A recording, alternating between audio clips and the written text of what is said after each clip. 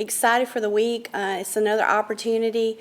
We were disappointed at Mississippi State, but I was really proud of, the position that this team has put themselves in has not changed. And 5 out of the last 6 before Sunday. And, we obviously have played well on the road up until that point. So we're going to try to get back to work today and, see if we can go to Florida. It's just really important that we go down there and play really good basketball to give ourselves a chance on the road.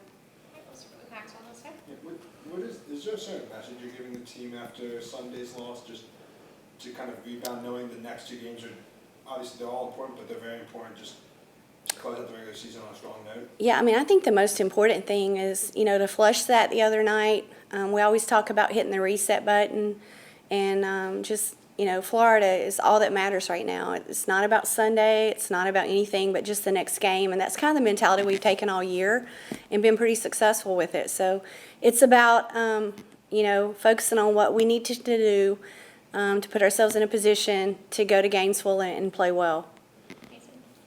Coach, obviously you talked about the interior not being able to score last game. Jalen Rice actually scores for the first time all season. What have you worked on? What have you seen today that you guys worked on just to improve the interior scoring in this game? Yeah, at this point in time in the year, obviously they had a day off yesterday. We go at 4 today because we have a class conflict that every Tuesday we've gone at 4. So it's more just about, I think it's the time of year when players play. There's not a lot of coaching. There's not a lot of, things that you can control right now. It's your effort, it's your energy, and it's time to play. And I think on the road, especially, our kids have done a good job with that.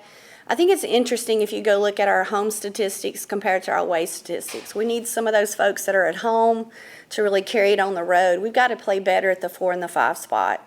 Obviously have a Purdue transfer in Kyle, who is our second leading scorer. Faith Duke's really good. We've got our hands full in the interior, and I think it's going to come down to, who can play the best on the interior on both sides of the ball. Coach, as the regular season winds down, do you think that your team has improved at kind of adjusting after things don't go their way, like last game, throughout the year? Yeah, obviously, we had a great bounce back game at Arkansas. We talk a lot about the bounce back. It's about the response. That's why we talk at midnight, good or bad, happy or sad. You just got to try to have the next day just go back to work mentality. So I love who this team is. I know our staff has worked relentlessly since the other night. I know I just drove in from the road game that I went to at 9 and left at 6, and then we were on the road. I was on the road all day yesterday at high school playoff games. We're just working. I've spent a lot of time on film. We're prepared for Florida before it was time to be prepared. So I think it's the time of year again where you just have to put everything that's happened, regardless. I think our team's in a really good position. We just have to focus on the next game like we've always done. Obviously, you guys, I think it's 5 out of 7 in the SEC on the road you've won going into this game. Does that give you any consolation on that you've played really well on the road so far this year, when you need to you want to reverse some of the trends from Sunday? I think the thing is, we felt like I've said this before, our preseason schedule going on the road the way that we did. We have a net right now of 23, even after Sunday. What this team has done on the road certainly has helped us in SEC play. I think the way your home schedule fell this year, that it was pretty clear that we had to go on the road, and we knew that going into the season, and become a really good road team. And that's the difference. Those are separators in the SEC who can go on the road and win. And we've put ourselves in a position here down the stretch. Obviously we feel like we're in the NCAA tournament, but that's not enough. And we want to put ourselves in the best possible position for seeding for the SEC tourney and for the NCAA tourney. And, it matters how we finish, and we're going to do our very best. I'm just a big believer in focusing on the positive. The negativity and what hadn't happened or what went wrong Sunday. Hey, listen, nobody woke up Sunday trying to have that happen. We're just focusing on the positive, and we have a lot of positives to look forward to, I feel like. Coach, only 3 players in program history ever had 60 blocks in the season. Jalen Rice is only 1 block away from joining that group. Just how proud are you in terms of her success on the defensive end as she's been? Yeah, she's really improved our rim protection. There's no question about it, and we're definitely going to have that. We're playing really good guard tandem in KK Deans and Nina Ricards. So, the ability to really step up and protect the paint, Mississippi State definitely outscored us in the paint the other day. We've got to do a better job on the perimeter of keeping the ball in front, and when we don't, Jada's really given us a great rim protector, and that's important. Coach, I know nothing's set in stone yet with a couple of conference games left, but can you talk for a moment about how important that double bye would be if you were to get that in the SEC tournament? Well, I think I think a lot of people may not want to talk about, what that can do for you, but I think anybody that's a competitor and a player and a coach knows you'd much rather have a double bye than not, just because it gives you an opportunity, to be well rested. You reach that level, and, it's really hard to play back to back to back, and anytime you can put yourself in a position, it definitely would be huge for us. But if that doesn't happen, we're excited to not be playing on the first day, so there's so many positives. Can't talk about this at the time of year that you need to let your players play. Obviously, you had a lot of veterans come back, but even a lot of the newcomers were, starters at their old schools.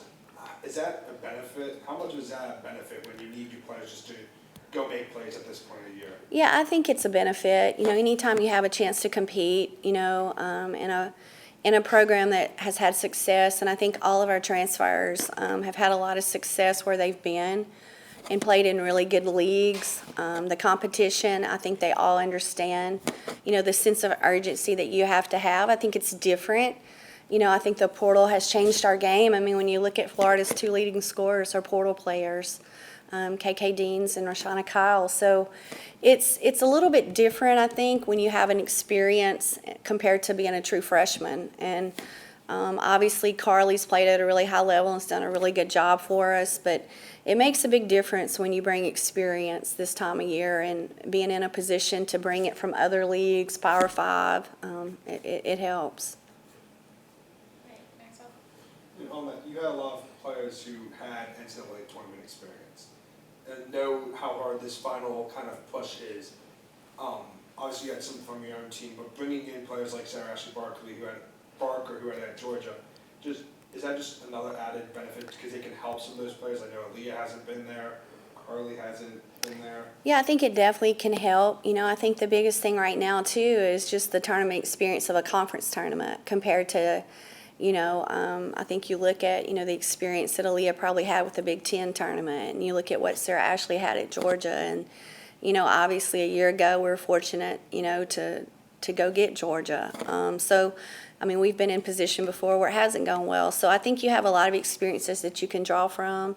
It should give you an advantage. It should give you a leg up.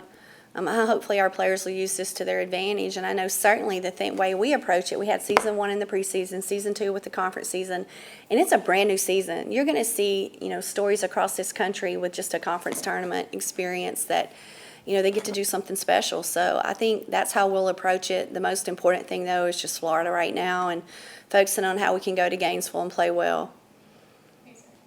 Coach, obviously your offense, especially perimeter shooting, is really, really hot. In some games, it can be really inconsistent. What is the key to making sure the perimeter shooting remains consistent? You just have less lulls and more just good or great games? Yeah, just telling them to keep shooting the ball.